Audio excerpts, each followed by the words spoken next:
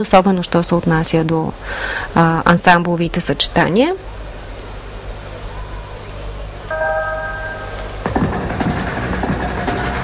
Последни от тези, които наблюдаваме, ще видим за Русия Канаева, за Израел Ризенсон, за Беларус Танюта, младата попълнение в състава на Беларус, за Украина Бесонова, България Моника Минчева и за Азербайджан Горбанова.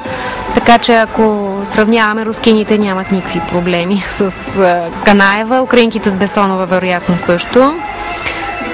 За Беларус е интересно как ще се представи Стенюта, защото те вече имат една доста ниска оценка на Рудалова.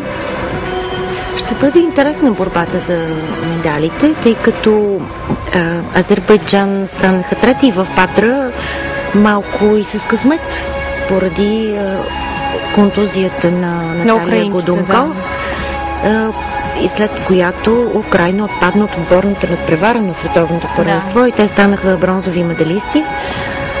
Но преди 2 години пък на европейското Беларус останаха след Азербайджан. Азербайджан са си в тройката, така че не знам, наистина ще е много интересно. Но не, това, което виждам в момента, наистина ще е трудно да влязат в тройката, няма да се изненадам, но до този момент това, което наблюдавам, Русия, Беларус и Украина. Да, Русия, Украина и Беларус са по-вероятните конкуренти и се надявам ние някъде веднага след тях.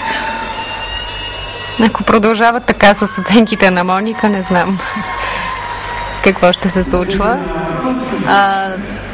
Това състезание